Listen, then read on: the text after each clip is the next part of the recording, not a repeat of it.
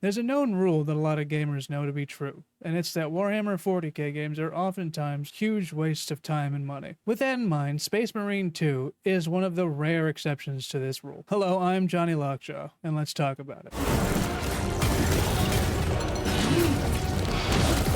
If you've ever wanted to know what it would be like to be a Space Marine in the grimdark of the 41st millennium, then you've come to the right place. Taking what its roots started and modernizing it, this game makes everything feel heavy. Your movements, both depth while unencumbered, have a weightfulness to them that many games fail to achieve. Each swing of your power sword, or whichever your melee weapon of choice is until you unlock the Thunderhammer, befits the dexterity and power that comes from being a Space Marine. Because of this, the melee combat excels beyond most games in a similar character action style. The Arkham-adjacent omnidirectional combat style allows you to flow through the battlefield with ease, as you literally rip and tear the enemies to pieces. There are telegraphed parryable and non-parryable attacks that flash on your screens to make sure that you're not getting complacent, while also having a multitude of weapons and enemy execution animations that almost never repeat. After enough time taking out the same enemy with the same weapon, you'll eventually find one that's a duplicate, but the variety of enemies with the weapon choices that you have basically means that that won't happen super quickly. Moving on to the gunplay, and oh boy is it good. For those of you that don't know a whole lot about bolters, please listen up. They are basically fully automatic gyrojet grenade launchers. With that, they are and feel as incredible as that sounds. With tons of variety between the different bolters, from SMGs to snipers and basically everything in between,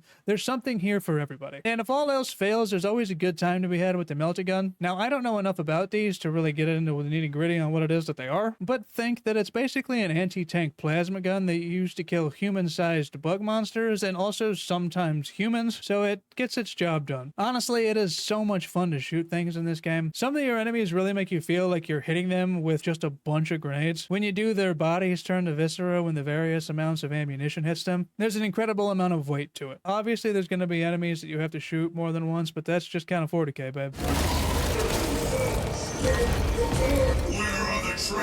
Obviously, the story for Space Marine 2 is a continuation from the first one, and I didn't play that, so I'm not going to recap what they don't relay from the first game in this game. Captain, now Lieutenant Titus, has been serving with the Death Watch for almost a century after the first game. Suddenly, his kill team is sent to a planet that's being attacked by Tyranids. Are you following? The story spans about a week-long excursion with Titus's reintroduction to the Ultramarine after finally being accepted again after serving in the Death Watch. In this campaign, the set pieces continue to escalate in scale. As it moves from battle to battle, it introduces smaller Tyranids until it progressively increases the size of those Tyranids. After that, it eventually pivots into a campaign against the Thousand Suns, a Chaos Space Marine chapter. During this time, the character interactions between Titus and his squad members, Chiron and Gadriel, showcases Titus's redemption arc from what plagued him in the first game. The general entry that happens when Gadriel hides his initial suspicions about his new lieutenant ultimately is wiped away by the end of the game. The writing and dialogue will have long-standing Warhammer fans giddy, and it'll also help to introduce new faces to the franchise. The only caveat to that really is that I think that there might be a lot that's basically incomprehensible to brand new eyes. I had the luck of playing co-op with a couple of Warhammer nerds, so they knew a lot about the lore. So I kind of had some people to handhold me through some of the events that I would have had basically no idea what was going on and just a ton of questions about. With that being said, each moment is greater than the last, and that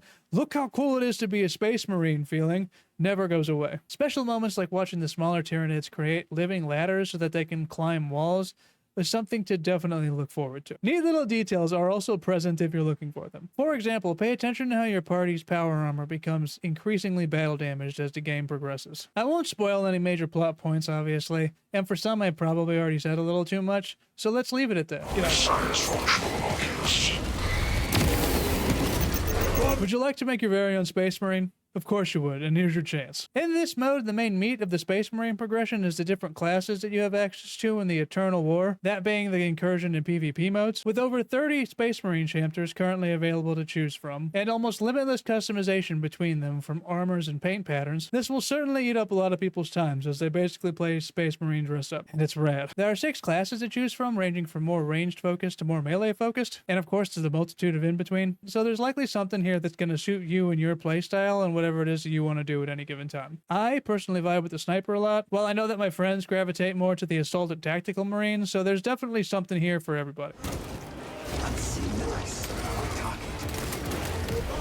The operations are repeatable missions that are basically taking place at the same time as the main campaign, which is one of the coolest parts about them. With that being said, you do have to complete the campaign to be able to unlock some of the later missions because, again, they take place during that time. So please make sure you do that, although it's worth doing anyway because the campaign's really good. The basics of it are you create a Marine, you pick your class, and then you get your 3-man strike team, and then you go into the mission and try to look for upgrade materials, and then obviously you complete the mission. Each class has a litany of weapon options to choose from while also having independent skill trees to look through. With that also, the more that you use a specific weapon in a specific class, the higher that weapon's level will be as well. And then obviously the more that you use a class, the higher that class's level will be. This will allow different specializations in terms of the amount of damage or ammo or different things you want to bring for your actual missions. Plus, completing missions will allow you to gain the sweet in-game currency so that you can buy more customization options for your favorite game's Space Marine dress-up. Right now, I can kind of see it being the only real negative to this is that there's only a few missions available. There are 6, and I can see that some people that don't want to complete the same thing over and over again until they basically grind everything out. With that being said, there's definitely enough variety between how the different Space Marine classes are going to be playing, so you can at least draw it out a little bit that way.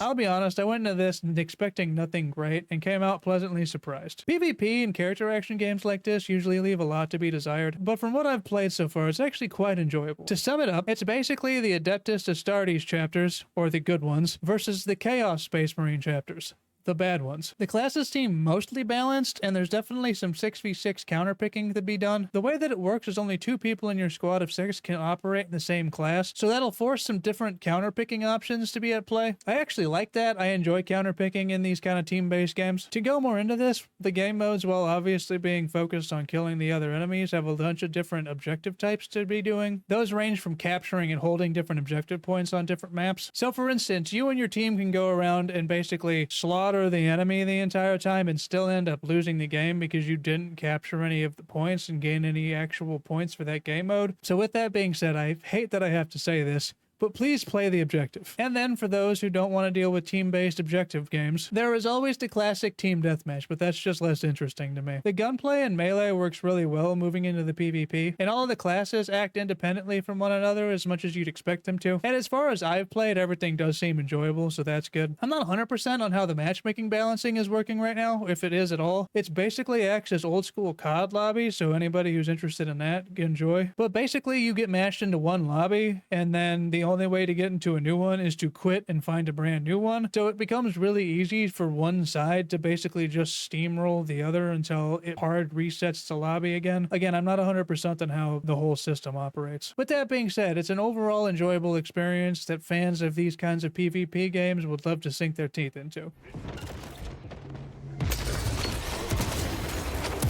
You know, for whatever reason, I saw a lot of folks saying that they wanted this game to be dead on arrival, and I can pleasantly say that that did not happen. Barring some misstep from the dev team or publisher that I don't sense is coming, Space Marine 2 seems to be in a really good place. There is already a year-long season pass roadmap that you can check out to see what upcoming content is to be expected. I enjoy Space Marine 2, and I know that the fans of the Warhammer franchise are going to hail this as some great gaming achievement, because to them it is. Ultimately, other than its dedication to in-world lore events and the cool moments between the various Battle Brothers that you see along the way, Space Marine 2 is just a good game, and that in and of itself is a marvel for Warhammer 40k games. With that being said, without the license propelling it forward, this would just be any other good game, and that's okay. It is solidly worth your time, and especially so, obviously, if you're already a Warhammer fan. All in all, this gets an 8 out of 10 for me. I do look forward to playing this for a long while. But that wraps up the review. If you've made it this far, please don't be afraid to like, comment, follow, and subscribe. I would genuinely appreciate it. Let me know in the comments what your favorite moments have been during your time with Space Marine 2. And finally, do me a favor, please don't die. I will see you in the next one.